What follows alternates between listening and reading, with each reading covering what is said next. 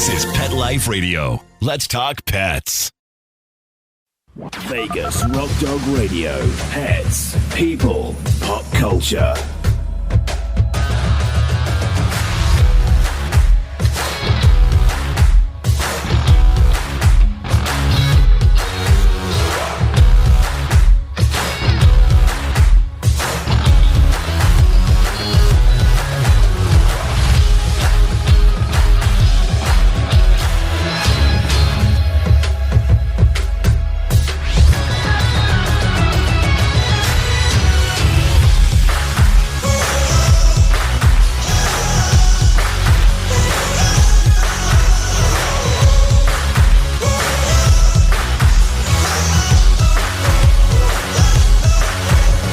Bring on the host, Sam, the queen of rock and roll dogs. Hello everyone, I'm Sam, the queen of rock and roll dogs and the host of Vegas Rock Dog Radio. On today's show, I'm talking about our trip back home to the United Kingdom and other great news from around the world when it comes to animals, so stay right there.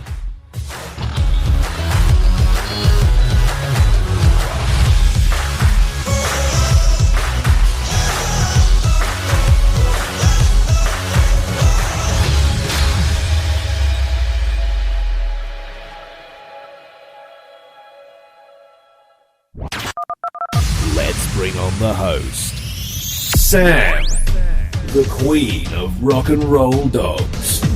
Hi everyone, welcome to the show. I'm your host Sam, the queen of rock and roll dogs, and this is Vegas Rock Dog Radio. We're a rock and roll show all about pets, people and pop culture. In studio with me today are two very cute little people. And that's Mr. Twix and Miss Thornton. And yes, dogs are the best people that I know. And another peoply person is Jim Dorigo, who's our engineer, producer. What were you going to say with that smirky tone? You fill in the blank. What's the last one? Producer and archivist. No, you're not an archivist. I archive the show. I'm an archivist. Archivist. Welcome to the show, everybody. Can I have a little bit more in my headphone, Jim? Just a little, because we share the same mix and you'll deafen me. It's because you've got baby ears. That's why. You've got little okay. baby ears. Well, welcome to the show, everybody. We've not been around for a couple of weeks. Like I said at the top of the show, we were back home in England, the United Kingdom, Great Britain. And I'm not even even explain why I'm saying all of those three. Because it would be quite complicated for people who are not from the country, the region. Anyway, we were back visiting family. Lots of activity. We've got jet lag. We are exhausted because our feet never touch the ground, and it's one of the best trips that we've ever taken. The hardest part about the trip is actually leaving our dogs, although we have the most amazing pet sitter, but it's never easy. And then it's never easy coming back the other way because, you know, I'm sad to leave my family, but then excited to see my dog. So, yeah, it can be a bit of a head trip, to say the least. So let's give you a little, well, you know what? Let's give you some links, actually, where you can find us on the internet before we get into our little update. Our website is vegasrockdogradio.com. You can find us on Periscope, Facebook, Twitter, Pinterest, Tumblr, and Instagram. We have a blog, therockandrolldog.com. And if you don't catch the live show, you can always do a little catch-up on iTunes, iHeartRadio, Spoke by SiriusXM, Spotify, and the Google Play. I couldn't remember that earlier. Google Play, and any other podcast that you may have on your phone. Just search Vegas Rock Dog Radio and you'll find us. So here's our update. We went the length and breadth of the country. It felt that way anyway. So it started off with going to Beverly. Beverly's a great town, a beautiful town. What's the history again, Jim? It was the seat of power in the north before York became the major city of the north. So there's Beverly, beautiful, a beautiful minster, and that's where my niece graduated from university with a degree in equine science. Equine science. So now we've got a professional in the family that I can consult with anything to do with horses. Very exciting. So from there, we loved it in Beverly. It was gorgeous. So from there, we went to Halifax. And if you are a fan of Gentleman Jack on HBO, it's all set in Halifax. She's a true historical character, And it's a brilliant show. But Halifax is known for its textile mills, and just a great time. We were at the big main square, and they've turned all those, what were the little textiles, businesses, they're all now individual coffee shops, wine bars, gift shops, you name it. And in the middle of the square, and it's massive, there was a sofa and a film crew. So we went over and said, hey, what are you doing? And they said, oh, we're BBC and we're filming, interviewing people who watch BBC programming and what they like about it. So we ended up being interviewed. And they were quite interested that, especially with Jim being American, big fan of EastEnders and loves Phil Mitchell. They thought that was quite funny. So we were on Points of View was the show on that Sunday. So that's how that turned out. Then we had a wedding, and it was our niece's wedding, the one that just graduated, and that off we went to Derbyshire for a couple of days in a beautiful Peak Edge hotel, a pet-friendly hotel, by the way. And that was great. Oh my gosh, the whole family together. My mum was over from Spain. It was a brilliant 2 days, wasn't it, Jim? Danced like maniacs. Very excellent. Just celebrated. Oh, it was just brilliant. Then the day we checked out, we decided we would go to our other sister's place, and she's got a beach house. And it's at Anderby Creek, very close to Skegness, which they call Skeg Vegas because it's got some neon signs. And it's a popular holiday place, for families. And that's where we went for a couple of days. And I was very excited to go down. The last time I was there, she'd bought the land. She'd put a caravan on it, and we stayed in the caravan. And I'd not seen her new smart home that she built on there. And Jim had never been, knew he would love it. Got down there, peace and quiet, the beach, picking up shells and fossils. Just amazing. The wildlife, the munkjack deer from China come up on their back garden, pheasants, cuckoos, woodpeckers. Oh, what else did they have? They got badgers, foxes. What else, Jim? Woodpeckers. I just said that. So much wildlife. Pheasants, yeah. Beautiful. Absolutely beautiful. We had the best fish and chips, and then Jim visited the RAF base. Yeah, at Coningsby, we got to see real fighter operations, and then we went to the museum there at the base, which is the Battle of Britain Memorial Flight, where the RAF maintains a squadron of World War II warbirds for air shows. Unbelievable. Yeah, I mean, that's history, and they're still flying. The mechanics are there. Oh, I mean, that was an education in itself, wasn't it, Jim? Yeah, it was amazing. Then after that, we came back to Sheffield and decided the very next day, let's go to Liverpool, like you do. Now, my friend Ben and Jasmine, they live here in Vegas. He's from Liverpool. She's from Hawaii.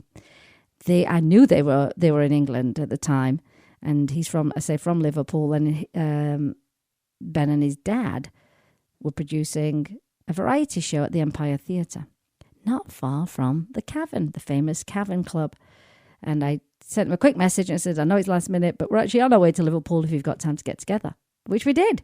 But first what we did is we parked up, went down the pier, went to the Titanic Museum exhibit, free to go, fabulous. I mean, really fabulous. Then down the pier, there's lots of art installations. There's lots of statues of famous musicians and singers and bands. And of course, you come across the famous Beatles statue, massive. Then we walked our way up. We went to the Cavern Club, where they became famous, and many, many other musicians and singers and bands became famous as well. It's a very musical city. Lots of money has been pumped into it, and wasn't that a great day, Jim? It was excellent. And then we met up with Ben and Jasmine, and we went to Greg's. Greg's is known for it's the best bakery ever, and tried vegan sausage rolls, and it was just a really nice time, wasn't it? Yeah, it was very good. No, it was raining most of the time. I was hoping it was raining because I get sick and tired of the sun when you live here. And a lot of nice coffee shops. Yeah, we went to the Fab Four Cafe. We did. I did love the coffee shops. Then we got back. Then what did we do? Did we do Chatsworth after that? Yeah. Did we do that, or did we do? We did Chatsworth. Yeah. We did Chatsworth House, which I've spoken about before on the show. My favourite stately home, and an incredible history going back to the 1687. 1687. Yeah. Yes, that's right. It's very old. With the dukes with all the frilly collars. Yes. Yeah. But it's where Mary Queen of Scots was held captive. It's not really captive that you would think of. because she had all of her courtiers and she had all of her staff with her. But she didn't pay her rent. She didn't pay her rent. She didn't pay for her staff, and she wasn't locked up. But she didn't pay rent, so they didn't let her leave because she wasn't paid up. Yeah, That was what he explained anyhow. Can you imagine being kept there? I mean, it's like, oh, it's so hard to stay at Chatsworth House.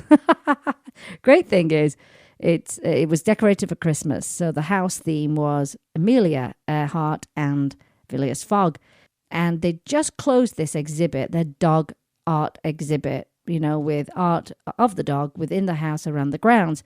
But some of the statues and pieces, art installations were still up. So I was really happy to see that. And of course, very happy to see lots of people there with their dogs, which is what you see everywhere you go in England. People have their dogs with them. They just do. They're in pubs. They're, shopping with you. They're at Chatsworth House. They're at the Christmas market. And it's lovely that the people get to take their dogs to a lot of places. And that way, they get used to a lot of different scenarios. And it's not a big deal for them either. They're just like, oh, yeah, we're going on the train. Oh, yeah, we're going down the pub. And it's lovely to see that. Really, really lovely. We also saw a group of people. They have a Facebook group for their Old English sheepdogs. And they were having a photo up on a what was it, a hayride thing? Yeah, they had big working Shire horses on a trailer, and they had these sheepdogs that you can ride the hayride with the sheepdogs. So I took a couple of photos, and I'll be posting everything, animal related on my social media pages because, it was great. It was such a great trip. But then it did start to rain a fair bit. And we ended up going to Meadowhall, which is the big shopping mall. And behind it is the River Don. Now, 2007, the banks burst and it was bad. And they had to put flood defences in. Well, we got there. We didn't know about any warnings. I don't think there were any at that time, in all honesty. And there were 6 of us, 6 family members. And we did a bunch of shopping. And we'd bought Christmas pajamas and had a coffee. And we were just having a great time. And then family members were messaging that it was pretty bad outside. They say that the River Don might break its banks again, which is right next to the mall. So one sister decided to leave, and an hour later she texted back and said, still haven't left the car park. I'm still here. Can't get out the line. It's gridlocked. Well, if you can get out, come back in because no one's going anywhere. We've been told we might have to stay overnight. And 4 hours later, she was still stuck in a car. But by the time she got to the exit, the police turned her around and said, go back to Meadowhall. It's dangerous. Luckily, we were there. It's easier if you're stranded with a bunch of family members. Anyway, we'd already holed ourselves up in a coffee shop, Kofika, on the 2nd floor. And they had 2 floors as well. So we were safe. And we'd bought chargers and cables for our phones, food, coffee, tea. And then for a laugh, we decided we'd put on those Christmas pajamas, take a photo, and just make the most of it and take some videos, which other people did as well. And my twin sister, who wasn't with us, but she took the photo and she posted it on Twitter. And she put a couple of hashtags, Sheffield Floods and Meadowhall. Well, the next morning, she's waking me up. She said, get up, CNN wants to talk to you about being stranded in Meadowhall in those pajamas. They want to know what you did to prepare to stay for the night, which we didn't have to stay for the night, fortunately, but we were there 11 hours. Anyway, it went viral. It went really viral to the point where the very next day, which we decided we're just going to stay home for the day, all I did was interviews all day. Interviews by phone, interviews by FaceTime, interviews by email. I did an interview from my nephew's bedroom with Sky News. So that was national and international, all around the world. We had a film crew from the BBC come to the house. It was just comical, you know what I mean? How we'd, kind of made the most of it. And, we were in all the newspapers, The Sun, Daily Mail, Daily Express, The Times, Yahoo UK Online, of course, all their social media outlets, Manchester Times, I think they call it, the Star, which is our local newspaper. It was hilarious. Yeah, but as much fun as you guys made out of it, was a very serious event. I mean, the flooding, and they're still having trouble. Yeah. Oh, yeah. No, with what's going on right now. It is actually, still a couple raining. Of people actually lost their lives. Yeah, it's still raining. And that's something that I mentioned in the interviews. I said, we knew it was serious. but we weren't panicking and freaking out. You know, we had a plan together. It's easier when you're with your family. I mean, if you were by yourself, that would be hard. Or a lot of young kids had come down because there was going to be a big concert to turn on the Christmas lights, and they'd not driven there because they're young, and then they couldn't get back. They couldn't leave. And so it's a different experience for them than it was for us, most they definitely. shut buses and trains, Yeah, service. no trams, nothing. I mean, zero. And, you know, but here's the thing. Here's a good thing. The mall has everything you need. It doesn't it, Jim? Yeah. And we did have those pajamas. But, I mean, I can't imagine if you were someone that has to take medication and you're not home. You know, those kind of things. So you have to, you know, as I say, it was different for us than it was for them, but we did have a plan. But we are the type of family that will make the most of it. And that's exactly what we did. So, and then following Chatsworth, we stayed at our niece's new house near Manchester Airport, which is great. And that was the end of the trip. So as you can imagine, we are very, very tired, but very, very happy at what a great trip we had. And of course, very happy when we got to pick our dogs up. And they were tired because they had played with other dogs that were staying at our pet sitters for 2 weeks straight. I mean, they got a lot of socialization and fun, didn't they, Jim? So yeah, they're still wiped out. They are. They've been very slow for a couple of days, but it's been great. So that's where we've been. Anyway, so let's get on to some good news. I don't know if you've seen this. There's a puppy that's got an extra tail on its head. And this puppy was named Narwhal, which Jim informed me is a whale that's got the big tusky thing out of its head. And it was picked up by Max Mission, which is a rescue in Missouri. Now, the vet said there's no medical need to remove it on this little 10-week-old abandoned puppy. And of course, that has become viral as well, like we were. And it's a rescue that predominantly takes in animals with special needs. So he fell into that category for sure. There's no need to remove it. And his tail is about a third of his size of his normal tail. But it's right in the middle of his forehead. It's not an extension of his tail. It's just an extra tail. It's just an extra little tail, yeah. And a cute little one as well. Anyway, as you can imagine, I'm sure there are tens of thousands of people putting in applications for this particular dog. And, of course, the popularity of the dog's photo on Facebook does help raise awareness about that small rescue. And they were very, very happy about that. But they said, a happy little dog, plays for hours, no pain whatsoever. They're going to hang on to him for a little while because he needs to grow a little bit and make sure that he's in really, really good shape. But I would not like the job of going through those applications at all. But that tail has definitely made him into a very, very cool little puppy. But isn't that cute? But they're saving hundreds and hundreds of dogs in Missouri, which is Puppy Mill. One of the puppy mill capitals, and so I'm not surprised by any of those things, but doing a great job there, and great that they got this viral moment for their small rescue. Now this will make you laugh, Jim. Oh my gosh, this is hilarious. Parrot trapped on roof tells the fire crew to F off when they try to rescue her. Where's that? I don't know, it's in London, I think. The role of firefighters is very important. And these guys risk their own lives to save people and, of course, animals. And they do that on a daily basis. They're the ones running into a fire while other people are up. Other people are running away from a fire. And not everyone is grateful for being rescued. And that was this macaw parrot called Jessie. She was trapped on a London roof for 3 days. And some people scared she was injured, you know, and thought, oh, she's never going to get down. And that's why she needed to come down.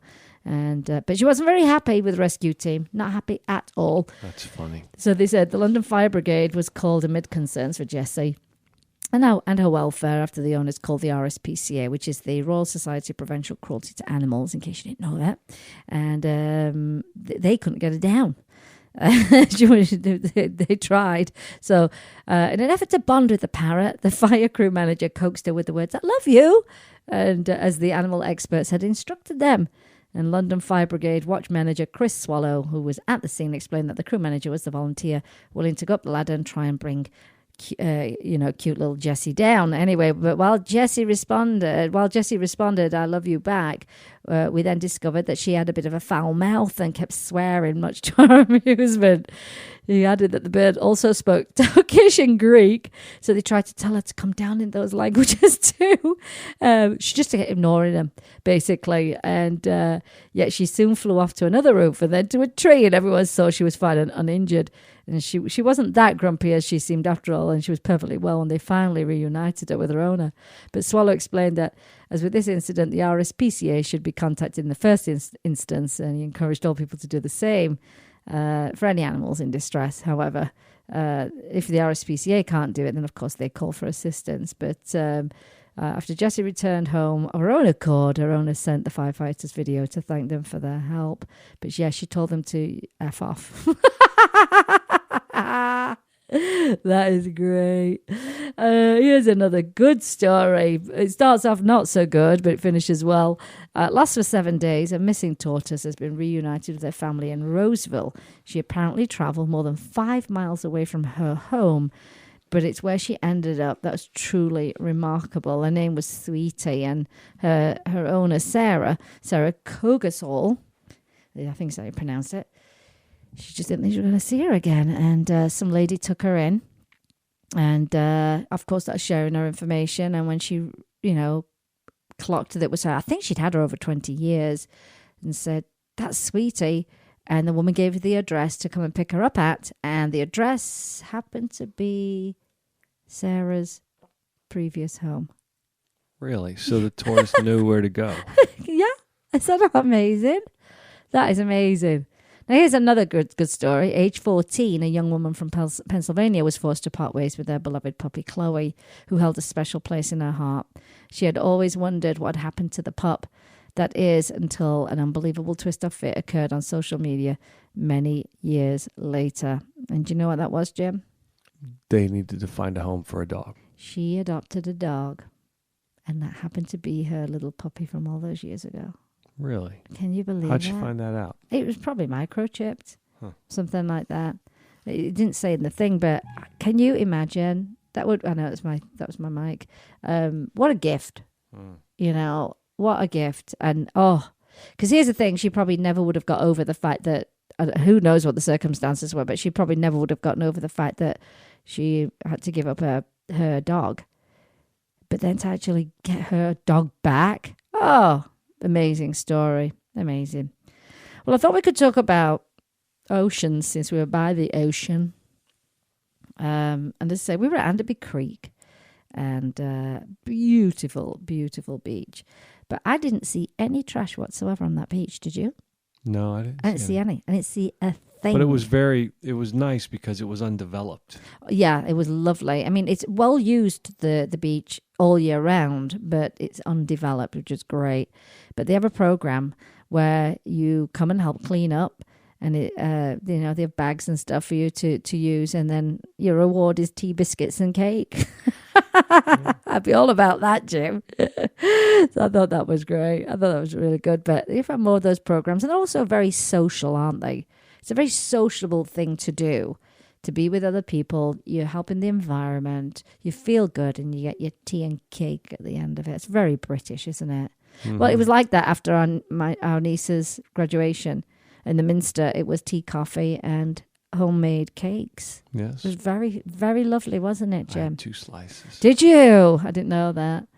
Here's some good news talking about the oceans. So get this. 18-year-old Fionn Fiera from Ireland just won $50,000. And it's a Google Science Award for his work in removing microplastics from the ocean. The teenager won his first prize at the Google Science Fair 2019 amongst 100 other competitors. And Fionn's new method for extracting microplastics, as in microbeads, involves the use of ferrofluids and magnets. And his innovative approach manages to remove over 87% of microplastics from test samples. It's phenomenal. I'll have to look that up. That sounds interesting to me. Currently, very little is done to prevent plastic microbeads and their interference with nature on a global scale. They are commonly used in cosmetics, end up in wastewater, are easily mistaken for food by animals, becoming part of the food chain. And I know that they said they pretty much all the sea life has plastic in their bodies. Terrible. It's not right, is it? And if the 18-year-old can use the $50,000 to show this method can scale, it could allow countries to deal with microplastics globally at an industrial level. See, young kids, they see things from a different direction sometimes, don't they, Jim? Mm-hmm. But that is brilliant. That is absolutely brilliant. Now, here's another thing. And this is probably, I think, is this my last one? I've just got a couple more stories. It's kind of a short show, I think, today, don't you think? Might be. Yeah. We probably need to take a break soon, too. Well, actually, let's do a quick break now before I continue on with the rest of the news. So you're listening to Vegas Rock Dog Radio. We've got more good news coming up in just a moment. Vegas Rock Dog Radio. Pets, people, pop culture. How long have we been going? DINOVITE.com. When we put him on the Dinovite, he took right to it. All of these symptoms disappeared. Dinovite is nutrition. If you want the dog to be healthy, you got to feed it something healthy. Something that he actually likes to eat. You need to put him on Dinovite. Dinovite for life. If you love your dog, you don't just want him healthy, you want him to be happy. You won't believe how happy your dog will be. DINOVITE.com. Let's talk pets Let's talk pets on Pet Life Radio. Pet Life Radio. PetLifeRadio.com. Vegas Rock Dog Radio. Pets, people, pop culture. Welcome back. Actually, before, well, you're listening to Vegas Rock Dog Radio. I need to mention that. But before we continue on with our news, I just want to make mention of our little friend Gracie.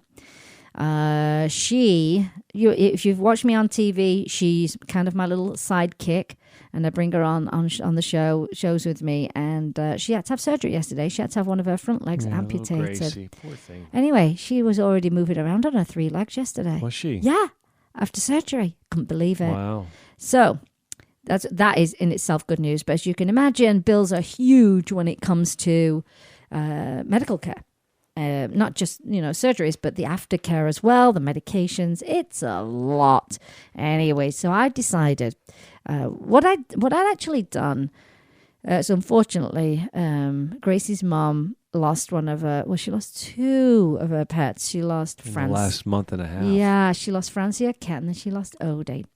And I'd designed for her a notebook with Odie's image on the front. It said "Love is blind" because he had no eyes. And just give it as a gift. But we decided, after talking about the expense of all this medical care, that I would release it on Amazon, this notebook, and $10 from every single book will actually go to her aftercare. So I'm going to link that up for you because it's going to be a little bit of a long road. She's got rehab and all that stuff, and it's not cheap. I think one of the tests was $3,000. No joke, a test. So I just wanted to make mention of that, and that's a way that we can help raise money for her. I'm also releasing this coming week, my winter series of notebooks with a cute little robin redbreast that I drew and painted. And it's going to be on 5 different notebooks, but all with this winter theme, with the same little red robin redbreast that needs a name because I don't have a name for the bird. That's going to be coming out. One of them is going to be a gratitude journal. What I'm grateful for today is one of them. There'll be a notebook. There'll be a dot grid journal, that kind of thing. And I'm also releasing a black and white notebook called Catitude. And it's, again, a design of one of my sister's cat, Feisty 2 Socks. It's a really cool black and white drawing that I did, and it says Catitude on the front, and that's going to be a journal, and that's going to be released next week as well. And then the Christmas and probably the Hanukkah ones will be coming up shortly. So we're catching up. We're catching up since our trip, but we're catching up. But I wanted to make mention of that. I also want to make mention of my little friend Tulip, who passed away this week. And I also want to make mention of our little friend Daisy, who they found a tumor on her heart. And it's just, I've got some friends going through some very, very difficult times right now with their pets, and it's simply heartbreaking. And it's not fair. It's just not fair. That's how I feel. Oh, and also to mention Bella, our friend Bella, who passed away as well this week.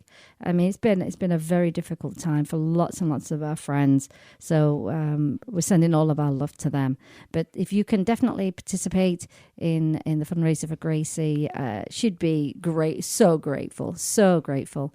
And it's been some difficult times there for our friends and their pets. I found this article, Jim. It's fairly new, actually.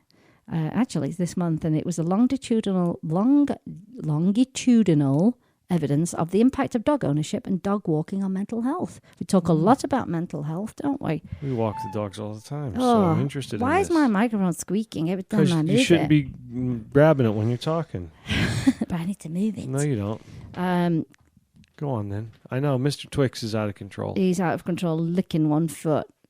I hope you can't hear that. It's the one sound people don't like when they're in bed at night. You just settle down to go to sleep and it starts that licking. You go, what is going on? Well, this study, and we've talked about decompression walks. And they're mainly for dogs, but really they're for you as well when you think about decompression walk. But this is great research.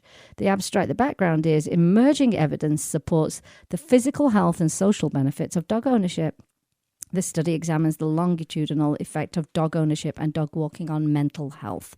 And the methods they use, so data from a cohort of 1,023 participants taking part in the Residential Environments Project in Perth, Western Australia, were collected over a 2-year period. That's baseline and follow-up. Self-report survey items measured mental health, stress and depression, and dog ownership status, and weekly minutes of dog walking. And logistic regression models accounted for potential confounding factors, including socio-demographic, self-rated health, and baseline mental health. Here are the results. Overall, no statistically significant effects were observed over time between dog ownership and stress or depression. There was a small inverse but non-significant association between weekly minutes of dog walking and stress over time. Conclusion, they said that there's little evidence of prospective associations between dog ownership or dog walking and mental health, but they said there needs to be further research is required to conform longitudinal relationships between dog ownership and dog walking and mental health and investigate dog-related factors such as a person's attachment to their dog. Here's the thing, though.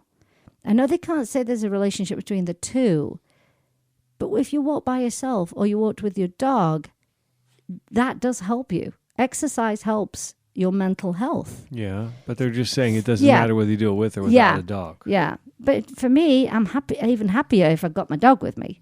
But they said there needs to be more research, and I think most people listening to this are going to go, no, there's definitely some really good benefits.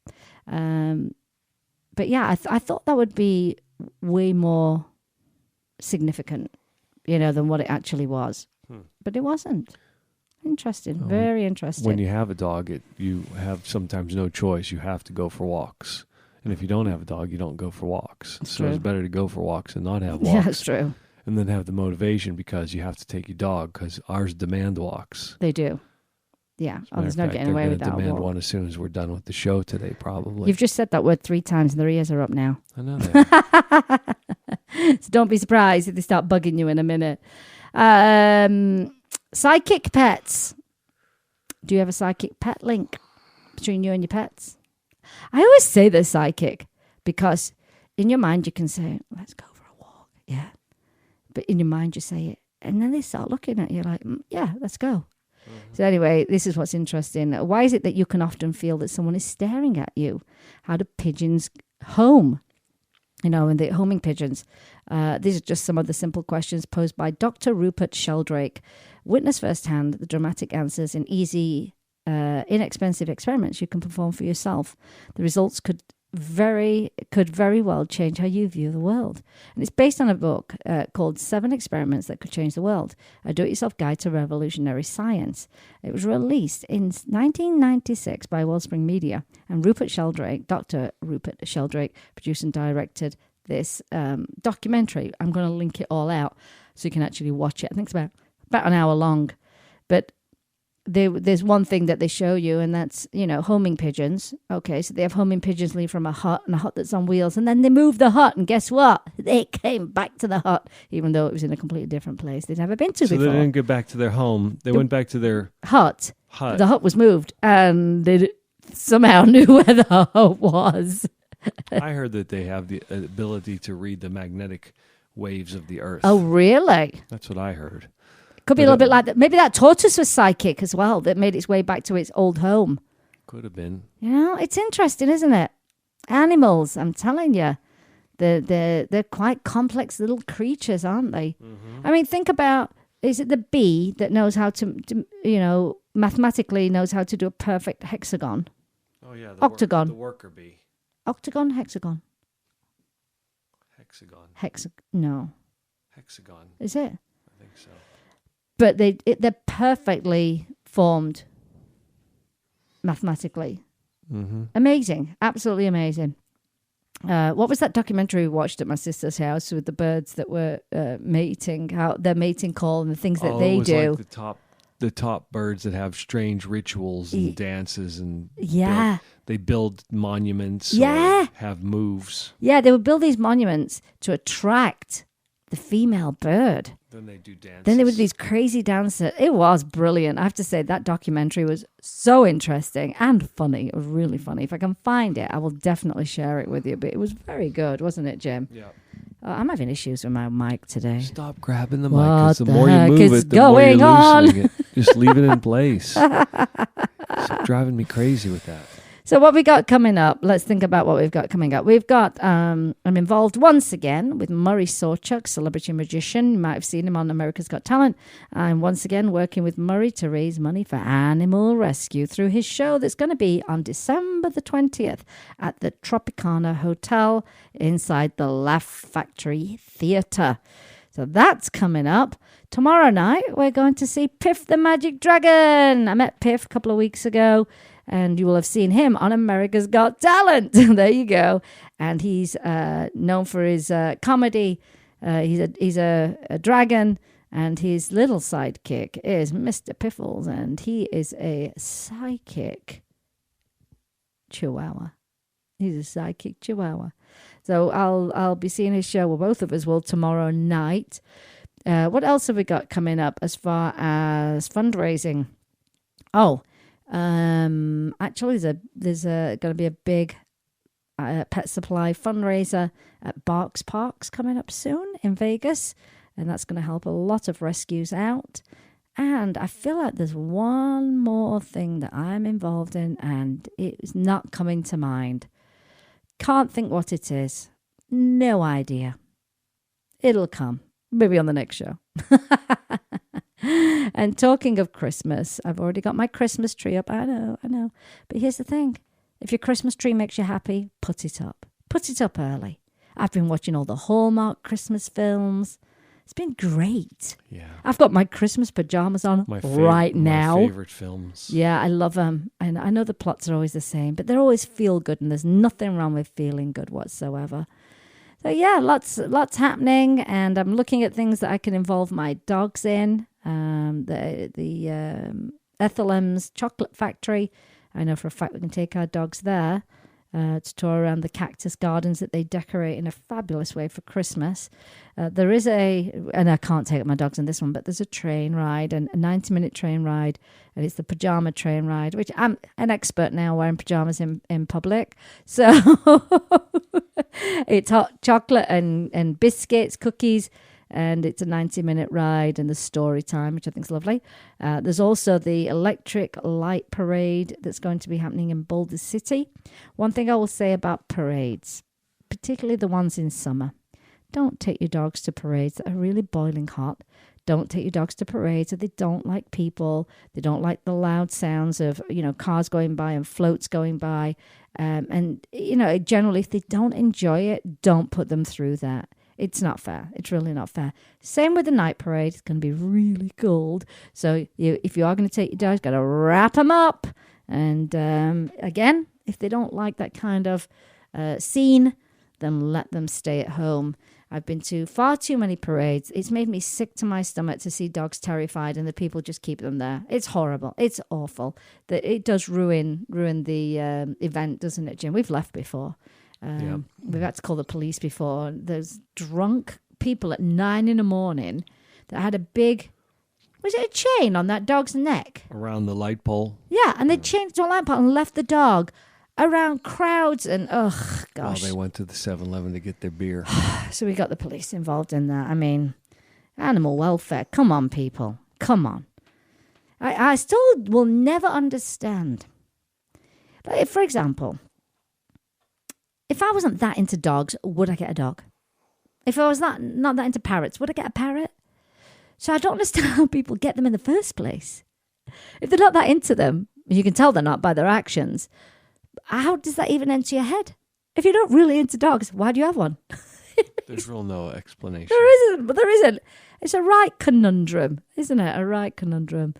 Anyway, Jim, that looks like we got to the end of our show. Unless you've got something else you want to say. No, I'm still... I wake up at 2 a.m. Yeah, like I do. Jet lag. Yeah. Can't go back to sleep. So I think right now, when we finish the show, I'm going to suit up these dogs and we're going to go outside. Oh, you know what we are going to do No. this afternoon? We're going to run over to Public Works Coffee Shop in Henderson, and we are going to plan a notebook shopping day. Now, all the notebooks that I design are all animal themed. So we will make sure we post that on our social media because it would love to see everyone come and grab a coffee and do a little shopping. I mean, heck, you've got to buy presents for people. And if you've got animal lovers in your family and in your circle of friends, those are my notebooks. I'm going to say it. They're cool. Aren't they cool, Jim? Very cool. Yeah. Creative. Yeah. And I Unique. think they make for really nice gifts. But on that note, I'm going to say goodbye. Mr. Twix probably won't because he's still licking his foot. That noise is enough to make you crazy. You know what? If you get a chance today, run over to my Instagram account. Help me name that little red robin redbreast on my winter series of notebooks. She needs a name. I know she's a girl, but she needs a name. Anyway, it's been great to be back and back on track. And we'll be back on track next week like we normally are. And I hope you've enjoyed today's show. We've got some really good feel-good stories about animals. And there's nothing wrong with that. But thank you for listening to the show. Catching up on our podcast when you do and sharing the show with your friends. And we love all the incredible feedback that we get on the topics and the people we bring on the show to help promote the lives of our pets, improve the lives of our pets, And thank you for being fantastic pet parents and caring about every aspect of your pets' lives. Today, you've been listening to Vegas Rock Dog Radio, where it is all about pets, people, and pop culture. I'm your host, Sam, the queen of rock and roll dogs, and always kiss your pets good morning and good night, and I'll see you next time. You've been listening to Vegas Rock Dog Radio. Pets, people, pop culture. You've been listening to Vegas Rock Dog Radio. Pets, people, pop culture. Visit Vegas Rock Dog Radio for more information. Find us on Facebook, Twitter, and Instagram. And subscribe on iTunes and iHeartRadio. And remember, give your fur babies a big kiss from me, Sam, the queen of rock and roll dogs. You must not rely on the information in this broadcast from our hosts as an alternative to medical advice from your veterinarian. If you have any specific questions about a medical matter regarding your pets, you should consult your veterinarian or specialist. Let's Talk Pets, every week on demand, only on PetLifeRadio.com.